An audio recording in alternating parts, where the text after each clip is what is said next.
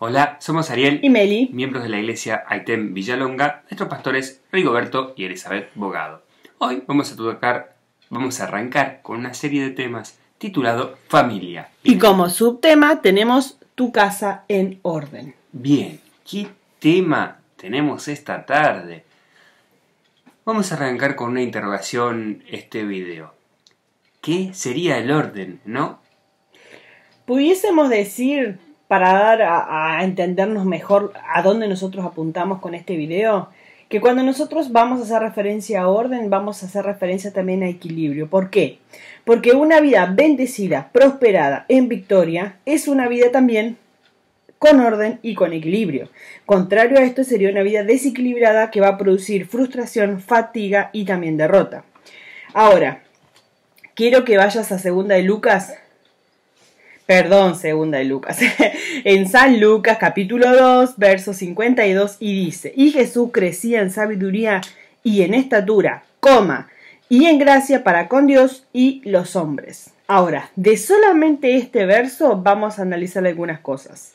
Dice, nos dice este pasaje que Jesús era un ejemplo de una vida equilibrada desde muy joven en adelante. Llevaba una vida equilibrada en 4 áreas específicas que si las ponemos en práctica vamos a tener el éxito en la vida. 1. Jesús crecía en sabiduría. Esto significa que crecía intelectualmente y que tenía un equilibrio mental. Para esto nosotros tenemos a Jesús que estudiaba las Escrituras. Aproximadamente para los 12 años, según nosotros hemos estudiado, Jesús ya sabía acerca de las Escrituras. Eso, cuando eran varones ya podían acceder a ir al templo, y Jesús dice que buscaba hablar y estar con los que estudiaban, con los que sabían de las Escrituras. Fíjate qué orden, ¿no? Él no a los 2 años o a los 3 años o a los 5 años, cuando recién había empezado a hablar bien, podía ser maestro. No, estaba todo estipulado de Dios, como dice la palabra, que todo tiene su tiempo. Bien, ¿por qué? Porque la Biblia nos indica que si necesitamos sabiduría, se la pidamos a Dios, pero que no va a suceder como algo mágico. Requiere de disciplina y trabajo. 2 puntales más de solamente el primer punto que estamos hablando de sabiduría. Dice disciplina y trabajo. Incluye en tu vida un plan de lectura. Memoriza versículos si lo crees necesario y aumentarás tu sabiduría. Dice Jesús crecía en estatura. Punto 2. Significa que él crecía físicamente de una manera sana. Necesitamos un equilibrio físico. Según la palabra, nuestro cuerpo es un templo equilibrado que requiere de cuidado, sea dormir, comer bien, como hemos hablado en tantos otros videos, cuidar nuestro ambiente para que todo lo que nosotros somos internamente también esté equilibrado. Nadie puede estar tranquilo, contento y feliz si, por ejemplo, afuera de su casa es un basurero. Nadie puede estar contento y feliz si no duerme mínimo las horas requeridas que tu cuerpo pide. Son cuestiones simples, pero que hacen. Punto 3. Jesús crecía en el favor con Dios. Esto significa que Jesús se desarrollaba en su relación con el Padre. Crecía en el favor de Dios porque cada vez conocía más a su Padre Celestial. Porque muchas personas pueden decir o pueden obtener un conocimiento con Dios, pero no hay como quien dice una relación íntima estipulada o equivalente, sino que simplemente hay conocimiento, y el conocimiento tampoco lo es todo. Ahora, punto 4. Jesús crecía en el favor con los hombres. Esto significa que Jesús se desarrollaba socialmente y la gente lo amaba, lo cual sabemos que es importante y que tenía algo del por qué la gente lo seguía. Cuando empieza aproximadamente a los 30 años su ministerio, pero antes se nos habla de un Jesús, entonces en estos 4 puntos ¿qué? Un Jesús que trabajaba, que era respetuoso, que había aprendido también la labor de su padre en la tierra, que era ser carpintero. Nos habla de un Jesús respetuoso, que honraba a sus padres. Y de esto queremos hablar, porque esto tiene mucho que ver en tu vida. Hasta lo último honró a sus padres. ¿Sí? Cuando él estaba así en la cruz dijo: Padre, si es posible, pasa de mí esta copa, pero que no se haga mi voluntad sino la tuya. Imagínate, nuestro iba a entregar Jesús su vida. Iba a entregar su vida, estaba muriendo, sufriendo a causa del mandamiento de Dios y decidió honrarlo. Bien, antes de entrar a honrar a su padre, a la importancia de los hijos y de los padres, quiero dar el significado de orden, porque dijimos al comienzo de este video que íbamos a hablar del significado del orden, ¿no? Fíjate cómo cierra todo.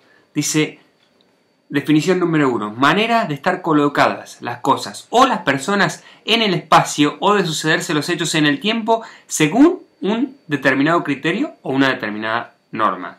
Y después la definición número 2 dice situación o estado de normalidad o funcionamiento correcto de algo, en especial armonía en las relaciones humanas dentro de una colectividad.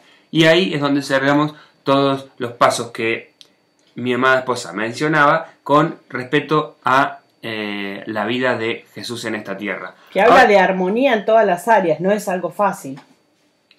Y habla de armonía, por ejemplo, con el tema de la paternidad y la maternidad. Se me viene un caso a la mente. Cuando los fariseos le preguntaron a Jesús, ¿es lícito dar tributo al César?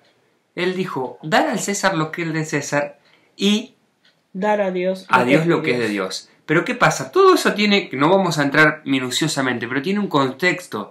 Jesús en esta tierra tenía discípulos.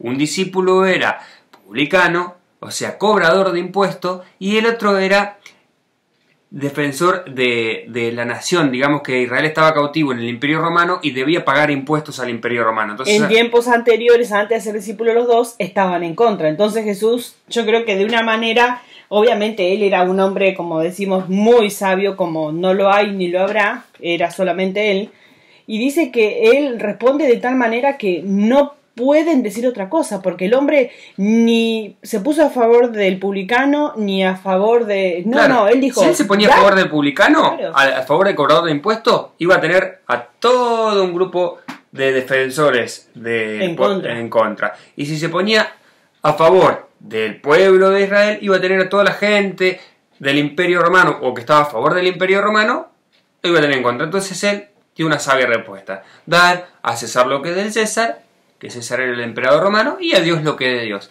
Y bueno, como quien dice, todos se asombraron de su respuesta por la gran sabiduría que tenía nuestro maestro. Pero ahora vamos a obedecer, vamos a leer lo que Dios nos dice sobre los hijos. Dice Efesios 6, versículo 1.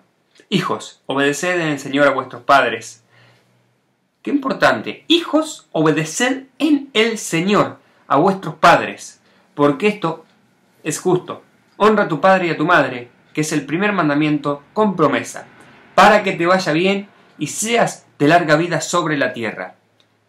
Es importante honrar y obedecer a nuestros padres. Pero hay un punto importante.